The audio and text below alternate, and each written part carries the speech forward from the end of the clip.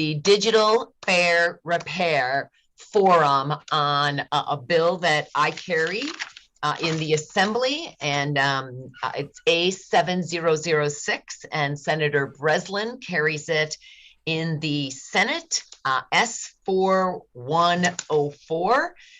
And just thrilled to have the interest and support. And you're going to hear from a few people who really have worked on this for many years and really understand the needs and the importance of this bill. So I'm truly excited about this bill. It's a new one for me, although I know the bill has been around, and I know it's catching tremendous traction around the country, if not the world. Actually, I'd read an article about Europe.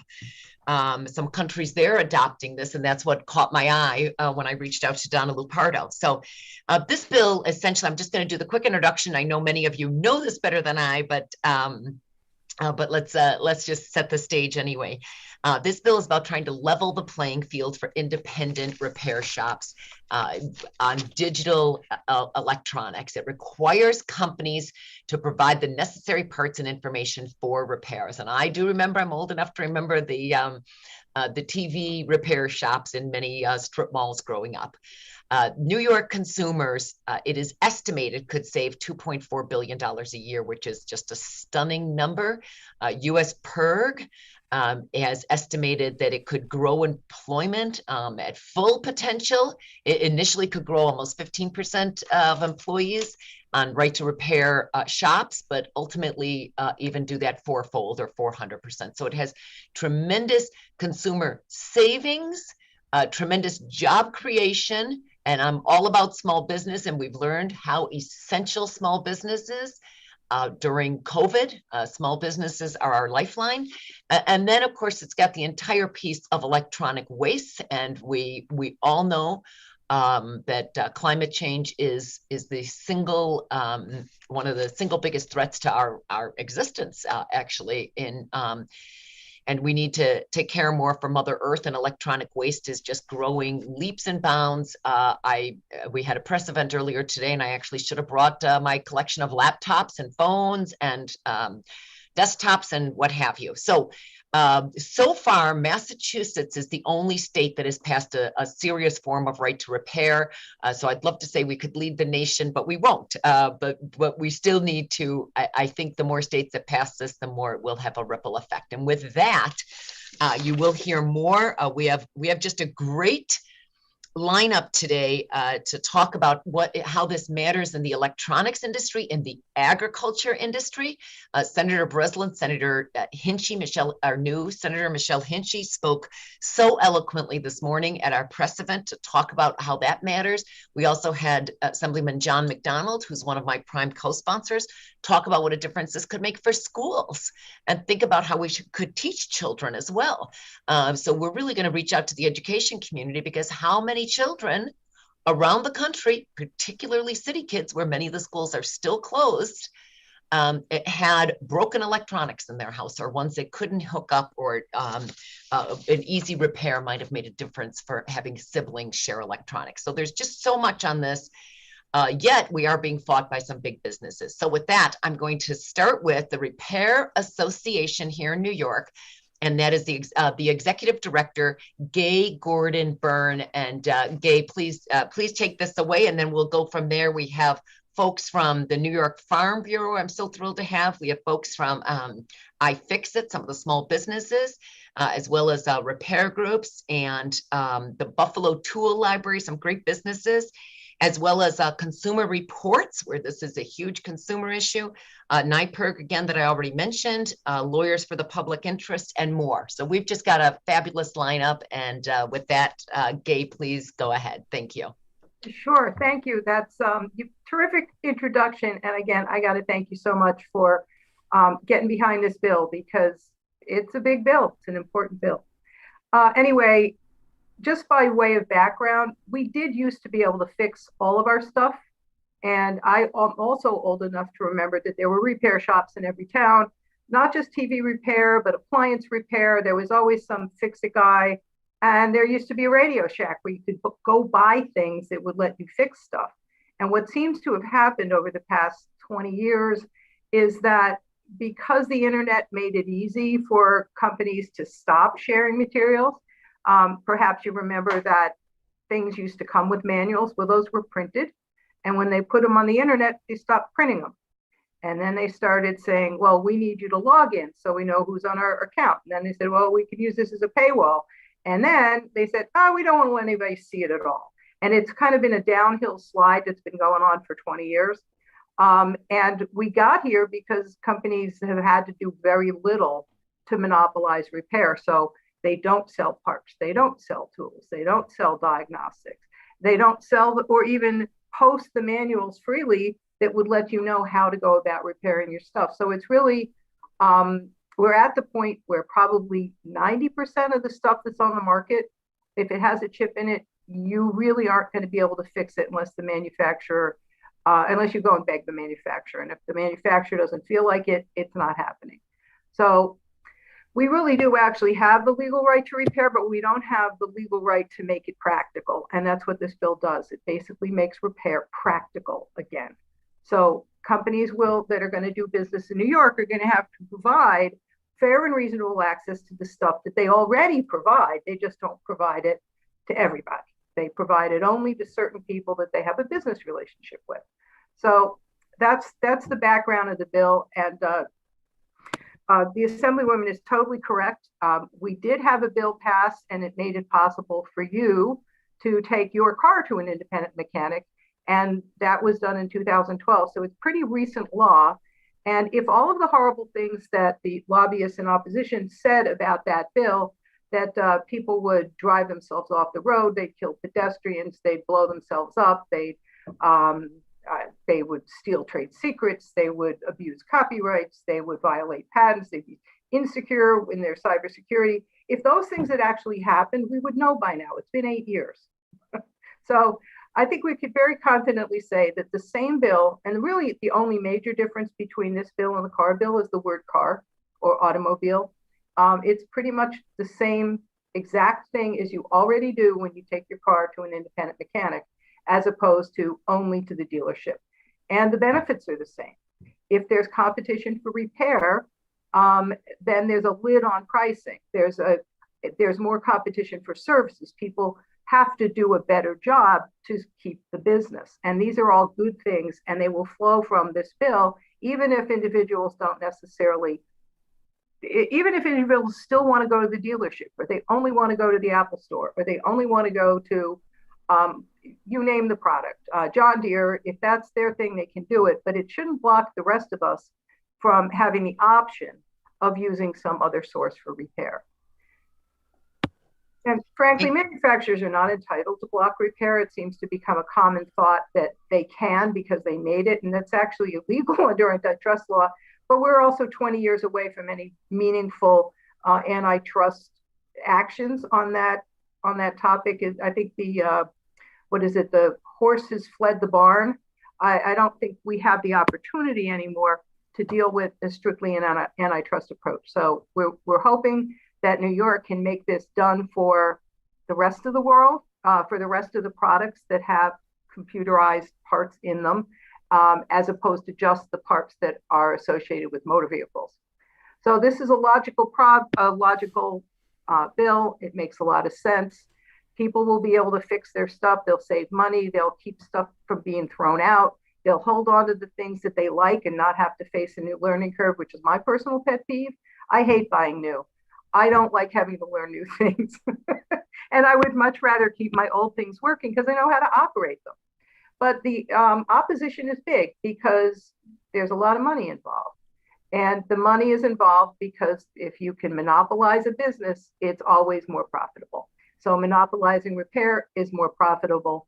And I guess I just don't have a lot of empathy for manufacturers that refuse to allow competition, because I think that's an important part of our lives. It's what's driven us as a nation. And, oh shucks, oh my God, somebody else might be able to fix this product. I really looking forward to that day. So thank you. I really, really appreciate the opportunity to talk about this, and I'm here for the duration. So let me know what you need. Thank you. And thank you for all your years of work on this. It is just so well put. And in the end,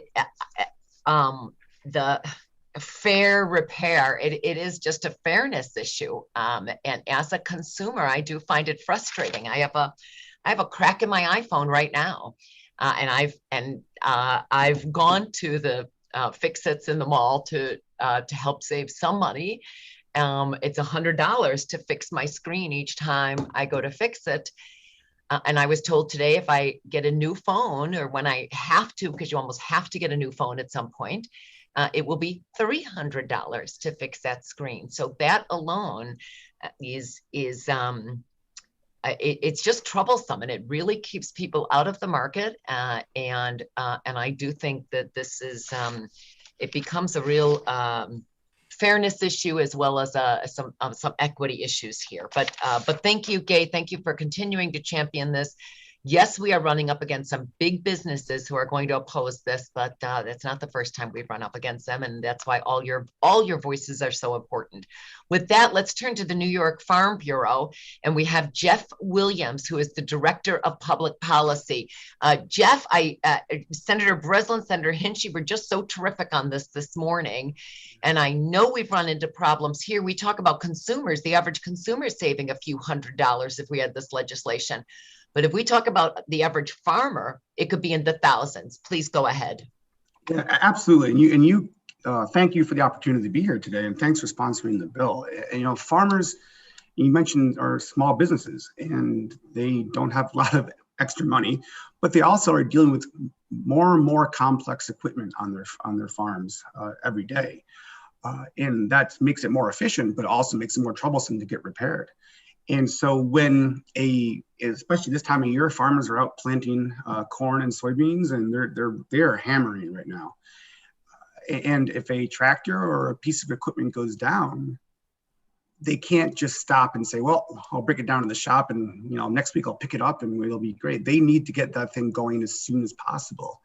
To be able to, their farmers are all very resourceful. They have a high level of technical expertise. If they could only just get the assistance for them to figure it out and deal with it in the field, and then start working again. That is best case scenario. So this bill would really go a long way in helping farmers be more efficient, be more effective, and keep their own money while doing their own work, which they're very, very used to. So, farming has become so much more efficient, and, we talk about precision agriculture. And so we're really only planting where the best places to plant. We're only using the best fertilizers and the most minimum amount of fertilizer that they can. And all of that would probably go away if this continues. So we really do need this legislation. And thank you very, very much for your work on it. Thank you, Jeff.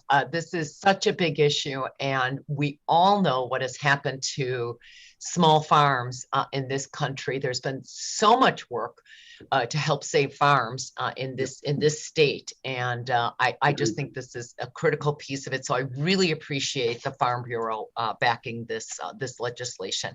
We'll keep moving because I know we have a number of people to talk today. And I mentioned Ifixit because I've been to some of the stores to help with my own phones and laptops and iPads. But Kyle Wiens, am I saying that correct, Kyle? Who is the co-founder and CEO of Ifixit, and talk about a true expert. Please go ahead, Kyle. Well, I couldn't be more thrilled to be working on this. Ifixit is an online organization that enables repair around the world. We help over 100 million people learn how to repair their products every year. Last year, we had 2.7 million New Yorkers that used Ifixit to learn how to repair their products. So that's something like 13% of the population. That's a lot of people. And if you look at the kind of people who need to turn to self-repair or independent repair, these are folks that can't necessarily afford new products. Particularly over the last year, we've really learned what the spectrum is of who has access to technology, who has access to the computers that we need to be able to go to remote school. And we've really learned that underserved and disadvantaged communities have been particularly hit hard by lack of access to technology.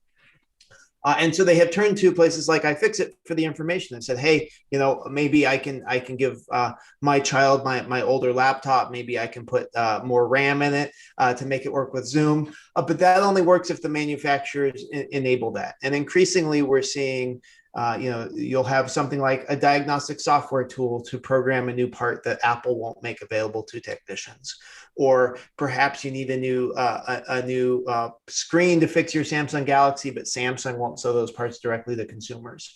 So there are many manufacturers that are that are cutting off access. At the same time, there are other companies that have really done a stand-up fantastic job. You've got companies like HP and Lenovo and Dell that I don't think would be impacted by this bill at all. If you look at what the bill requires, it says, hey, you need to make parts, information, and tools available. Well, HP does all of that. HP, I would say, is already in compliance with this. So this is not a revolutionary idea. We have this for cars. We've got PC manufacturers acting in a responsible way, but we have some manufacturers that have decided to bet on this planned obsolescence model where they're going to force us into new products. And that really harms I think disadvantaged communities more than anyone else, because maybe the best way to afford an iPhone for someone who is really running at the edge of what they can afford, maybe it's to buy a 5-year-old phone, but that only works if that phone can live long enough to get to them. And so I couldn't be more thrilled to be working on this. And we have some of the world's foremost experts on making hardware stick around. I think Louis Rossmann here has probably saved more computers from the dump than any other person that I personally know. So couldn't be more thrilled to be working on this. This is a high impact issue with a high, I think, leverage point for impact on society. Thank you. Speaking so, Kyle, thank you. And you just had some terrific stats. One of the first ones you started off with, it just bears repeating, and I want to make sure I got it correct. Did you say just in New York, you have helped 2.7 million customers try to repair their phones or electronics? Can you just repeat a little of that? I'm sorry. Sure, we had 2.7 million distinct IP addresses from New York access repair information on Ifixit. So this is information that the community has created, whether it's how to install a new battery in your phone or how to fix your vacuum cleaner. And they're going to Ifixit because the manufacturers don't provide this information. Okay, we're going to have to get a little fact sheet from you, because that's extraordinary. And by the way, that was a good shout out as well to some of the good actors on here. I've had some HP products, so that's very good to know. And that there are others. I mean, it's another reason why one of the first lines I think I mentioned this morning was how we need to level the playing field. And part of this is about leveling the playing field, because there are the good actors, so to speak, in this industry. So terrific. Thank you. And it looks like you've already done an introduction for Louis Rossmann, owner of the Rossmann Repair Group. And Louis, if please go ahead. Welcome. Hi. So yeah, I have a repair shop here. I started doing... Louis, we need to up that volume there, please. How's that? Better? Much better. Thank you. Okay, Start from the beginning again, okay? Thank you. So I have a repair shop in Manhattan. I started doing this kind of as a hobby a bit 12 years ago, and I got more professional with it about 10 years ago.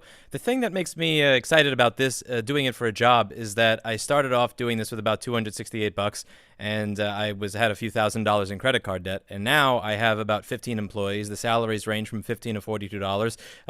It is easy for someone who is a high school dropout to be able to get into doing this and double or triple their salary. I've had people who are middle managers at pizzerias come to me when I used to be teaching a class on doing component level board repair, and they went from working at a pizzeria to making $5,000-$10,000 a month, just going door to door to all these places with broken technology and saying, I'll buy it from you for $500. And they'll go, sure, we're going to throw this out. He takes it, he works on it for a month or two, and then he has $40,000 worth of stuff that he can sell.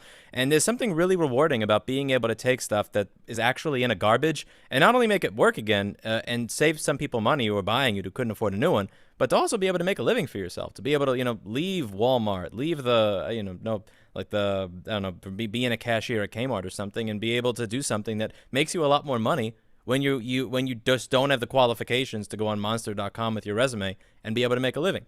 So the reason that I'm excited about this is because I've watched over the past 10 years as the kind of the bridge that I've crossed to get where I am is just kind of burned away behind me, where, so one example with one of the devices that I fixed, this one recent MacBook that came out in 2019.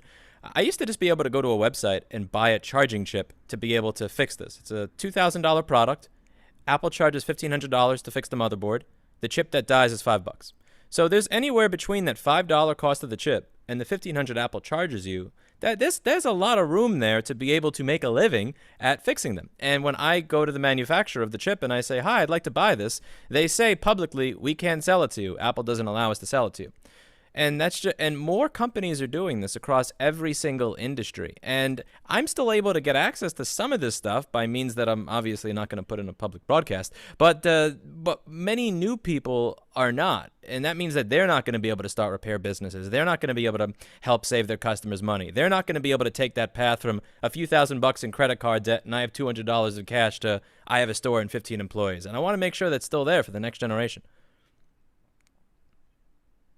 Thank you. I think what we're going to have to do is take snippets and post every single one of your talks because you're each bringing such a fabulous angle. And Louis, we talked about that today, to think that you started with a couple $100 in your pocket and now have 15 employees. That's just extraordinary. And you've muted yourself, Assembly member. Okay, you missed those wonderful words of mine. Sorry. Okay, what I said on the mute is that I think we need to take each of these snippets and post them all separately because each of you have brought such a fascinating, terrific angle to this. Louis, I so love the story of starting your business with a couple $100 and now having 15 employees, and you probably have helped launch a couple of other businesses as well due to the people that you've trained. So this is just absolutely terrific, and it's so true. So much of the reason I jumped on this bill is because of the small business angle, and the entrepreneurial opportunities here just seem limitless. So thank you, just terrific. And I think we're going to hear from another business, Justin Millman, who is a co-owner of Cell Mechanic Incorporated. Do we have, there's Justin. Yes, there you are, Justin. Go ahead, please. Thank you. And thank you for letting me speak this afternoon. You said a whole bunch of things in the beginning that I can identify with, but there's one in particular that really hits home for me and my company. What we do is we repair devices for schools. That is basically all that we do these days. Last month, I repaired 2,500 Chromebooks and iPads for local New York schools in Nassau County, Suffolk County, upstate New York. We are a smallish business with 12 to 15 employees depending on the day. I work many hours a week running around. I'm in Yonkers right now. I just delivered some Chromebooks to a school before I head back to the island to spend the rest of the day in the office. And I just wanted to tell one brief story that I had in the last few years. I think it was in 2015, 2016, there was a bit of a raw material shortage that caused some iPad screens to be very difficult to get. I repaired quite a few iPads through Nassau BOCES in a public contract for a lot of local Long Island schools. And we had to tell the schools that they were going to have to wait a little bit while we figured out some logistical problems and why we can't get their iPads fixed in the normal time frame that we had, that we used to repair them in. All of this led to a large in-person meeting at the Nassau BOCES facility, where I got into a small argument with one of the project managers for BOCES. He looked at me and he said, "Why don't you just call Apple and get the parts?" And I politely explained to him that that's, this is what I do professionally. This is not how that works. And, we all have our roles here. And, I don't blame him. I'm not, I'm a young looking person. And several years ago, I didn't look older than I do now. So I didn't blame him for being a little hesitant. But about a week later, I got a phone call from that same gentleman. And he said, I called Apple and I had them send an education department rep down to us. You know, we're Nassau BOCES. We are the largest BOCES in the state of New York. We have 347 public schools in our territory, 57 school districts, I believe. And you know what they told me? I said, they told you no, right? He said, yeah, they told me that education is 1% of 1%. And if you don't want to get new iPads, don't get new iPads. And he said, isn't that disgusting? And I said, well, yeah, that's exactly what I told you last week in the meeting. And that's the way it's been, and it hasn't changed. And they've made some minor changes to the structure of how they allow some repairs on phones, but still, to this day, there is no way to repair an iPad, according to them. It is not an option. And it shouldn't be like that. And, you know, for a number of reasons, and I could talk for hours, so I'm gonna stop now, but you know, that's the gist of why I'm here and why I'm donating my time to help fight for this. Thank you. Okay, that's a pretty stunning comment. Too bad we don't have it in writing. But can you repeat the very first part again? You guys are just all giving great data points here. Justin, how many Chromebooks did you say you repaired right at the beginning of your comments? How many did you repair? I think you said just this year. Was that 2,500 that you? That was just in March. Sorry. I don't keep a breakdown on which manufacturer they come from, but our devices that came in last month was 2,490 something. So almost 2,500 devices were repaired just last month for BOCES in Nassau County. Yes. So like last year, even with school closed for 6 months, we still repaired around 11,000 devices throughout the year. So that was 11,000 devices that were able to go back to children in schools for less than the cost of a new one. I live here in Albany, and my children went to the Albany public schools. 70% poverty, lots of challenges, right? When they shut down last year, so many of the children, it's about 10,000 children in the school district, so many children did not even have devices. There was many months of wait to get those devices. It's just been a maddening process. The school district was able to find the funds along with some private donations to get more Chromebooks, iPads, whatever they were using into the hands of children. But just think about it. When they break or when they don't function, there's no one to turn to. So that's just, those are incredible stats that I hope we can amplify by getting the word out on this. Again, this is just terrific. Thank you, Justin. And with that, we're going to switch to Darren Cotton, who is the founder of the Buffalo Tool Library. Darren, please go ahead. Great. Thanks so much for having me be part of this conversation. If you couldn't tell from my virtual background, we are in fact a library of tools, about 3,800 to be exact. And I started the tool library back in 2011 as a grad student with a really immediate need, a really crummy landlord and a rundown apartment. And so I realized by sharing tools, it not only gave me more control over my life and my home, but that it could do the same for my neighbors as well. And so through the tool library in 2017, we started working with the City of Buffalo Recycling Department, and we launched our first ever Dare to Repair Cafe. So for those who aren't familiar, repair cafes were conceived as a way to rethink waste and transform our throwaway economy by shifting people's mindset towards repairability and reusability. And so individuals can bring broken items to a repair cafe, and a volunteer fixer will try and repair the item alongside them for free. So the goal here is to not only cut down on household waste and help rekindle a fixer culture, but to really help foster the idea of sharing this kind of traditional skill building and knowledge and to build community. So prior to the pandemic, we had hosted about 24 events. We repaired close to 400 items and diverted about 3,100 pounds of waste from local landfills. And popular items that people brought in included laptops, household appliances. I would say vacuums and lamps were probably two of the biggest items. I know my mom was actually one of the successful attendees getting her vacuum fixed. And so the goal here really is to make repair more accessible and easier. And companies, unfortunately, have strategically made that harder and harder. And in a lot of cases, you can't even open up some of these appliances and some of these devices.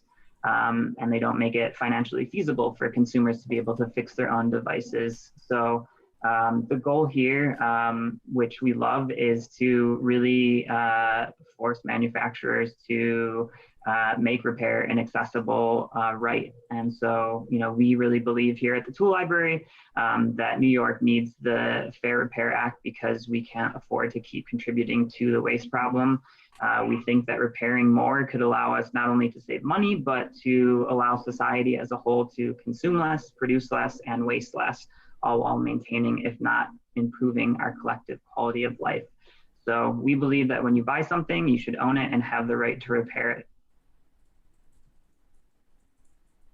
Oops, I'll take myself off mute this time. Darren, terrific. And what another fabulous example of the entrepreneurial spirit that you started in grad school.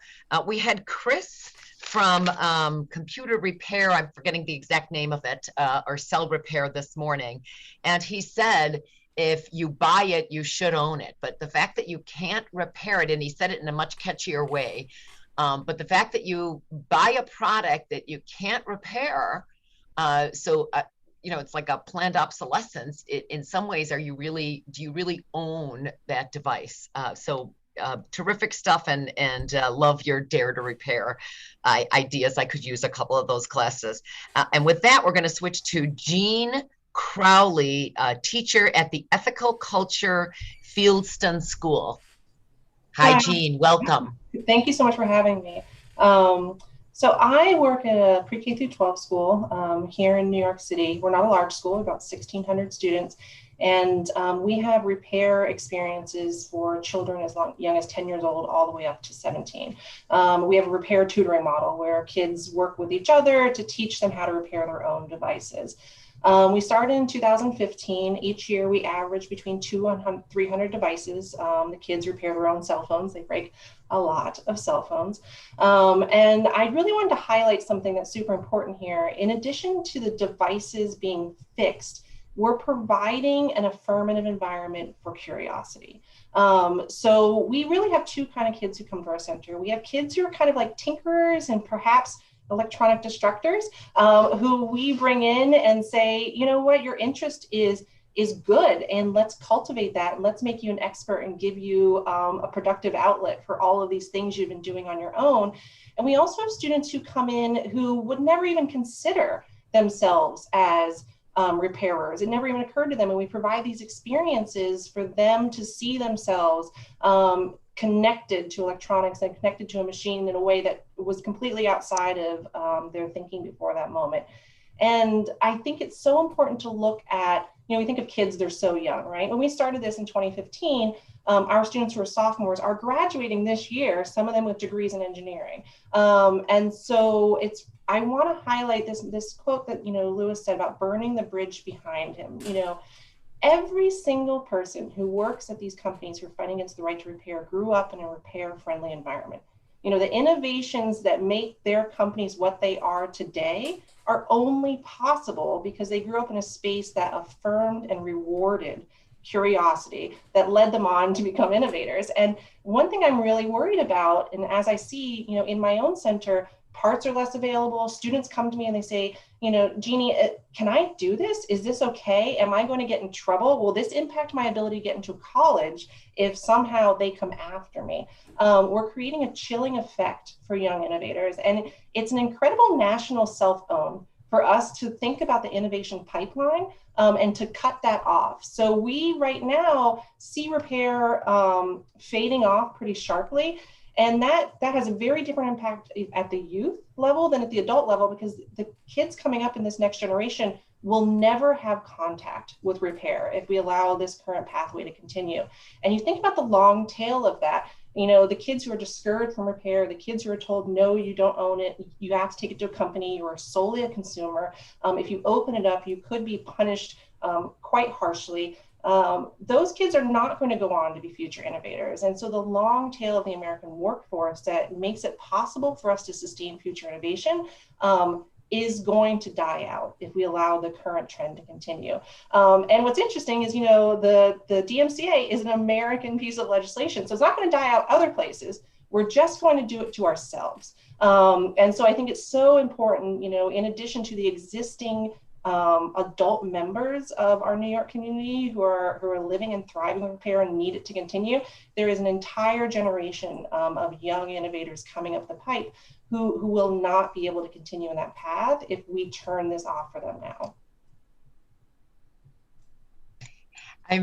I'm really inspired with each of you today. This is just fabulous, and if any of you have prepared remarks, can you make sure that we get them? And if you don't have my email or Alex Flood's email, please get it to Gay and she will get it to us, because you've each offered fabulous statistics as well as just some great lines. And I'm going to repeat one of your early lines, which that you are fueling at your school an affirmative environment for curiosity. And isn't that what education is all about? An affirmative environment for curiosity. I love that. And that the tech industry itself is burning the bridge behind them. That you can no longer repair. And it's that we are hurting the innovation pipeline. We're going to have to use that, because I keep talking about the environment and the need for small businesses, but you're right, we're actually hurting the innovation pipeline. So I thank you, and please send anything that you've also written, because this is just terrific. And then next, I'm going to try to just keep moving here, but consumer reports. So we're going to have hear from Chuck Bell, program director. And Chuck, I think we spoke about my WPA bill, the Works Progress Administration. We weren't as successful, but I think the new Biden administration is doing a lot more on that. So we are still creating jobs. And one of the reasons I like this bill so much is because it is about ultimately creating jobs. So Chuck, it's a pleasure to see you. It's been a year since the beginning of COVID. So please go ahead. Thank you. Thank you so much. Assemblymember Fahey, thank you, and Senator Breslin, so much for your leadership in pushing forward this really important bill. I work at Consumer Reports. We're a nonprofit independent membership association that works side by side with consumers for transparency and fairness in the marketplace. Our national headquarters happen to be in Yonkers, New York, so I represent our positions here in New York State. And so we really appreciate the opportunity to support and discuss AB 7006, the Digital Fair Repair Act. This important bill, as we've been discussing, will help ensure that consumers have the choice to fix their own electronic equipment if they can, or to have it fixed by a repair servicer of their choosing, including servicers who are independent of the manufacturer who made the product. And I think we should point out here, consumers, a lot of these products are not cheap, either consumer equipment or farm equipment. Consumers and farmers pay dearly for the equipment they are buying, and we don't want companies taking away our economic rights to repair our own stuff. So at Consumer Reports, we have long supported the right to repair. And we worked together with the other advocates to develop a model bill to help guide state legislators. And so the bill that we're discussing here today follows the model act that the CR has developed. And we've also incorporated these principles into our own ratings in this form of this thing called the digital standard, which is a set of best practices that Consumer Reports advocates for to evaluate the privacy and security of software, digital platforms and services, and internet connected products, as well as to help influence the design of those products. So we think the right to repair really should be integral to everything that's made in the economy, and we're going to keep fighting for it. We think it's important to safeguard and maintain consumers' ability to exercise their full rights of ownership over the consumer electronic products that they purchase, including the right to repair them, the right to resell them, even as technology evolves. And so ensuring an effective right to repair will also expand consumer choice in the marketplace, save consumers money, and reduce waste as well. Consumers, farmers, and others who have been able in the past to choose to fix their own cars, machinery, appliances, and other products, or to call a neighborhood repair shop or mechanic, know how important that these ownership rights for other products that we have. But as products such as smartphones and televisions to appliances are increasingly becoming outfitted with computer software, it's become easier and easier for manufacturers to actually interfere with those rights. And it's often difficult, as we've discussed, for consumers to make very simple repairs on expensive devices, even things as simple as changing the smartphone battery or replacing a cracked screen. And not only are electronics frequently designed in a way to intentionally prevent easy repair, manufacturers are clamping down on the diagnostic information, the repair tools, and replacement parts that are needed to fix consumer electronic products. Some manufacturers even go so far as to put digital locks and disabling tripwires on devices to block third-party repair. Which is anti-consumer practice. These tactics force consumers to rely on the manufacturer or the manufacturer's hand-picked servicer to fix those products. And then the manufacturer is free to charge whatever it wishes, or even to refuse to repair the product and force the consumer to throw it away and buy a new product. And while that may be in their self-interest, it's not in the consumer interest. Again, we pay dearly. Smartphones, computers are not cheap, and it's not fair. And it's not fair rule in the economy to allow this to happen. So as we've been working with our colleagues around the country and other states, we also see some manufacturers and their representatives working to defeat right to repair legislation, often by using spurious arguments about safety and security. And in fact, we believe this bill would actually improve the safety of products. Withholding information and tools for repair makes third-party repair less reliable and less safe. So this legislation would help ensure that independent repair technicians who would have to meet whatever certification requirements are required by state law, just like authorized repair technicians, that they will have access to the proper instructions that they need that are vetted, appropriately vetted for safety. So we look forward to working with you and your colleagues and Senator Breslin to secure an effective right for repair for consumers in New York State. And in working on this model act, we've developed expertise in how to best ensure that the language in the bill is clear and achieves its important purpose. So if we do get to a point where we have to make some modifications, we stand at the ready to work closely with you to make sure that this bill will be as effective as possible. And we'll be at your back, so let us know what we need to do to help get this passed in this session. Thank you so much. Chuck, thank you so much, Chuck. I'm a huge fan of Consumer Reports and long-time reader. So thank you for your work on this, and I hope you'll issue some memos of support on this because it really is important. I understand there's legislation pending in about 14 states on one of the more recent articles that I've seen, but we know the obstacles we are up against. We're up against some very serious, well-funded obstacles here. And I really appreciate you saying, and I think it's important coming from Consumer Reports, that if you can say this will help safety and security, it's better you say it than what we can say, and that's a really important feature to pass because that is one of the arguments against this type of legislation. So, and the fact that there's you also noted that there's an increasing you're seeing more and more of the clamping down on diagnostic tools and abilities, and that is a growing problem. So I look for it's great to have you on board with this as well, and look forward to hearing more. We have two more speakers, and I know we're running a little bit out of time, but this is just everyone has been terrific. The New York Lawyers for the Public Interest. New York Lawyers for the Public Interest. We have a legal fellow who's done some work on this as well, Caroline Suslov. Caroline Suslov, please go ahead. Thank you. Hi, my name is Caroline Suslov, and I'm a legal fellow in the Environmental Justice Program at New York Lawyers for the Public Interest, or as we call it in shorthand, NILPI. NILPI works with communities across the New York City area, providing support and services to combat inequalities, injustices, and infringements on civil rights. Our environmental justice program has advocated and litigated on the subject of the inequities of the distribution of environmental burdens and benefits in New York City for almost 3 decades. Thank you to Assemblymember Fahey for having us here today to comment on an important piece of legislation that would further efforts to reduce unnecessary waste. One of the key issue areas the environmental justice program works on is waste equity. This refers to the equitable distribution of both the burdens and the benefits of our waste management system. It is no secret that polluting waste infrastructure, such as transfer stations, truck depots, landfills, and incinerators, have historically been located in low-income communities of color. Electronic waste is especially toxic, releasing harmful contaminants like lead, mercury, and arsenic. So any reduction in waste, therefore, lessens the negative environmental and public health impacts borne by these communities. NILPI supports the Digital Fair Repair Act because in expanding access to repairs for digital electronic equipment and promoting reuse, it would reduce the amount of electronic waste transported through and processed in environmental justice communities.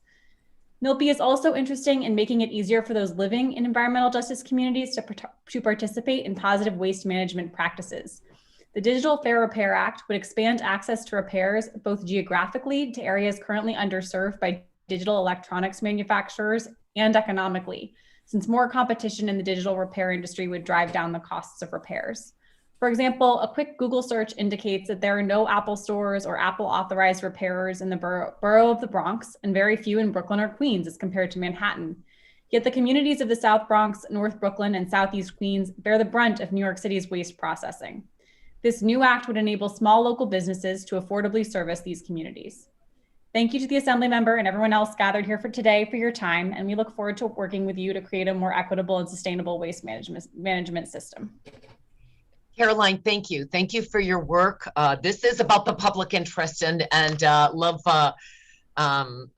the the advocacy that's been done there on a whole host of issues. But we really need it here. We're up. I think if New York can do this, we know what happens when New York adopts legislation that's far-reaching like this, with whether it's on the environment, whether it's a consumer issue, whether it's a small business issue, it will have a ripple effect.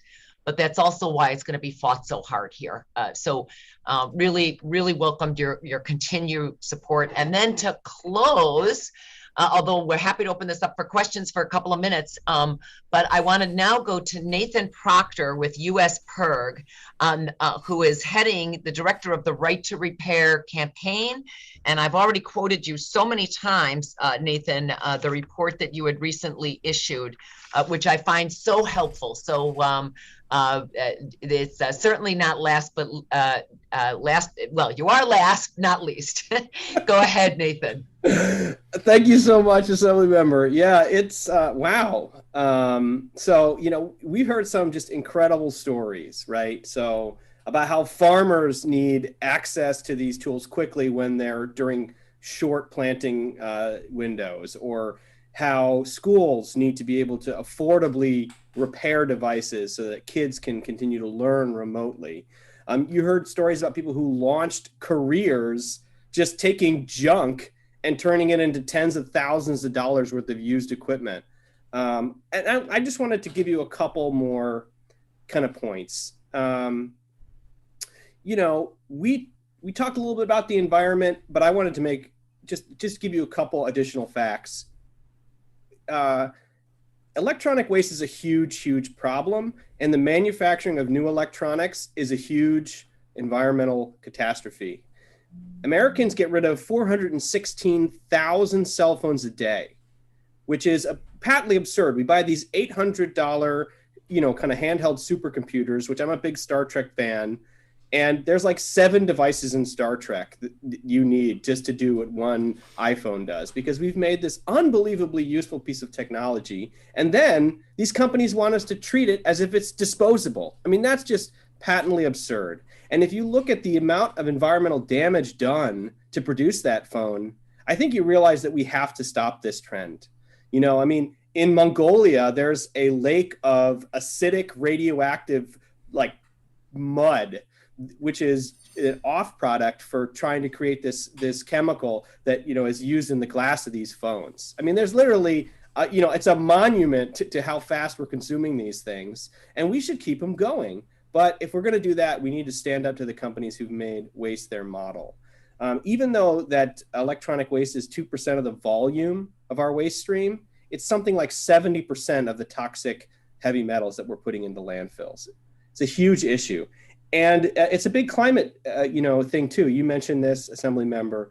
I did a report last year, the Fix Is In, which calculated that if Americans use their phones for 1 year longer, on average, it would be the climate equivalent of taking 636,000 cars off the road. So, and that's just computers, right? And then that also extends to our vacuum cleaners and our refrigerators and all these other appliances and tools, which the life cycle seems to get shorter and shorter and shorter, while the repair ecosystem is getting more and more strained and non-existent. So I dropped this link in the chat, but we need people to stand up and take action. If you wonder why this hasn't happened already, it's because there's $10.7 trillion worth of opposition to this bill. And we got that number by counting up all the companies that registered to lobby on this bill and combining their market value. And we came up with $10.7 trillion worth of opposition. And some of these companies they're lobbying on 20 bills, but GE, for example, spent $200,000 lobbying in the state of New York, on this bill 3 years ago. That was the only bill they registered to lobby for. They spent $200,000 on one bill, and that was to defeat this. So it's not just a lot of companies. There are companies putting in big time money. And so, yes, if we're going to win, we need people like you to stand up. If you think this is a convincing argument that we've made, head over to newyork.repair.org. You can see all the bill reference numbers are there. You can see where the bills are. There's a call tool. You can put in your number. It will patch you through to your legislator. Calls are an exceptionally powerful way for consumers to get their voices heard. And get your local clubs involved, your gardening clubs, your local businesses. The more groups that get together behind this, the more likely it is that we can go toe to toe with some of these big manufacturers, because we know that people are with us. They just want to be able to fix stuff. Nobody wants to have to spend $1,200 to fix something when, you can take it to Lewis' shop and he'll do it for $50. But that's exactly the kinds of things that we need to fight for if we want to keep going in this country. And that's all I have to say about that. I have actually one last thing. Happy Mother's Day to my mom who's on this call. I love it. And a proud mom she must be. I love it. I love it. Okay, listen, I know it's in the chat here because I saw you post it. It's newyork.repair.org, correct? And if anybody is retweeting or doing anything else, it is I think it's hashtag right to repair. Is that correct? Hashtag right to repair. Okay, so listen, we need the help. That's a stunning statistic, 10.7 trillion in terms of the market value of companies that are opposing this. That's so it's not just the Biden administration using big numbers these days. That's a lot of opposition. But I think it really points to all the more reason why we just need to go at this. This is a consumer-friendly issue. This is needed, and it's a grow jobs issue. Are there any last comments or anything that needed to be echoed? We've got about just a couple of minutes here as we try to wrap this up. You've each exceeded all my expectations, I'll be honest. This is just terrific. You have, and not that they were low for any of you, but it's just, it really is inspiring because I know many of you have been at this for many, many years. I'm happy to join in the fight, partly because I too have been so frustrated. And I can remember my mother. I do think there's the multiple intelligences, and some people are just natural tinkerers, and we've moved away from that. Jeannie, I think that's just what you articulated with getting at children as well, because there's all types of different learners.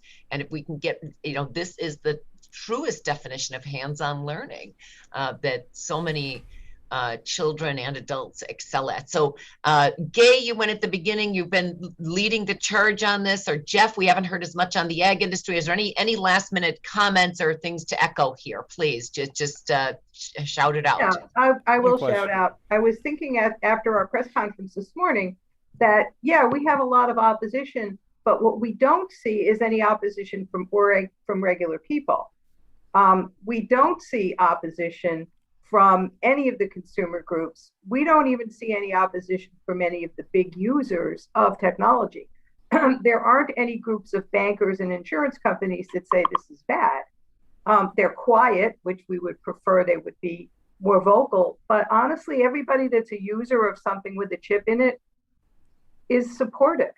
And the only people that aren't are the people that get the monopoly, that need that monopoly in order to essentially not compete.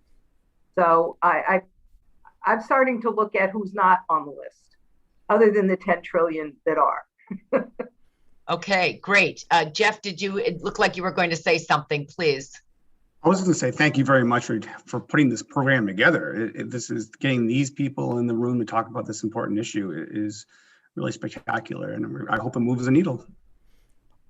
I have a very likely naive question for you. Of just one of the things you had mentioned several times, that there's a lot of very well-funded opposition to this. I have my own perspective as a layperson, but I'm just curious, as an assembly person that's that is a member of the legislative body, where does funding come into play when it comes to this getting passed or not getting passed? Because many of my viewers will hear arguments from lobbyists at AHAM where they'll say if this passes, Magtrometers and microwaves will explode. And they're silly arguments, but I'm just trying to make the connection between, like, how does bad argument plus $200,000 equal good argument? Like, is there some sort of a Dropbox that we're missing here that, like, you put money in, get bill out? I just asked because we've raised about $700,000 towards a $6 million goal over the past few weeks with the attempts of getting this passed somewhere. So if said imaginary box exists somewhere, we would love to know. Oh, wow. Okay. We need a whole nother hour, I think, on that. But when you have well-funded interests with very high-powered lobbyists who can either quietly or very overtly, and big business can come out in opposition. So sometimes it's done very quietly behind the scenes where, yeah, we're just kind of slow walking that bill, or where it's very overt, where there's a public campaign and you see media ads on it. So it can be done in many ways. And as you said, there's ways to kind of distort this, which is why I think what Chuck Bell with the Consumer Reports and others were saying, it's really important that well-regarded advocacy organizations such as NIPERG and USPERG, Consumer Reports and others really try to counteract the negativity, because we are going to be hearing more about the negative on safety, security, and what have you. And then, some really about, I'm sounding a little jaded, but sometimes you don't realize the opposition is is that behind the closed doors with better access, those with better access to help hurt legislation. So there's many ways to do this, but the legislation, as you know, has been around for many years and not moved. So that alone tells you something. I think there is more of a groundswell.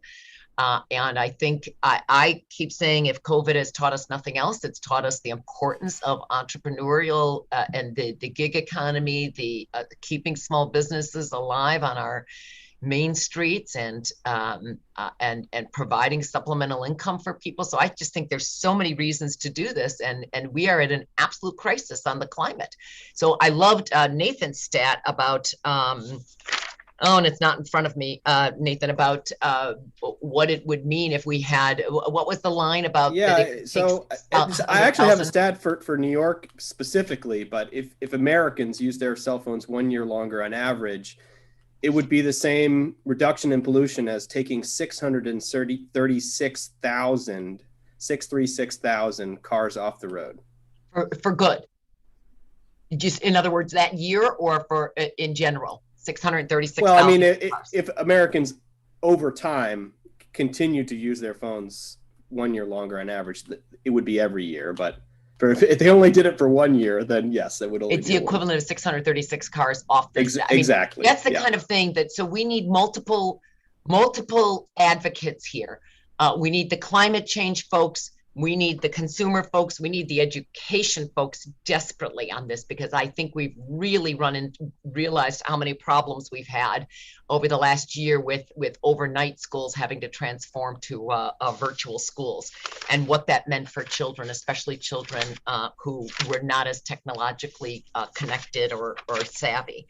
So there's all sorts of things, but Lewis, I hope that answers part of your question. And with that, I really encourage, we will stay in contact with each of you. Please use your statewide associations to talk this up, because we need the business groups and again, educators, every type of public interest group really starting to champion this, and we're happy to do our part. I'm actually thinking we could do more forums or hearings, and maybe some of them won't have to be virtual as we start to come out of this pandemic. So thank you again. This was just terrific, and I'm so appreciative of the work of each of you. Talk about articulate advocates here. Just terrific. Thank you so much. And with that, I should just, while we're wrapping it up, let me just say the name of the bills again. I have the New York Assembly bill, which is A7006, and I share that with Senator Neil Breslin. and that's the New York Senate bill is 4104. So those are the Digital Fair Repair Act. Thank you again, and look forward to hearing more and working more with you. Thank you all. Bye now. Thank you. Thank you for convening us. Yes, thank you.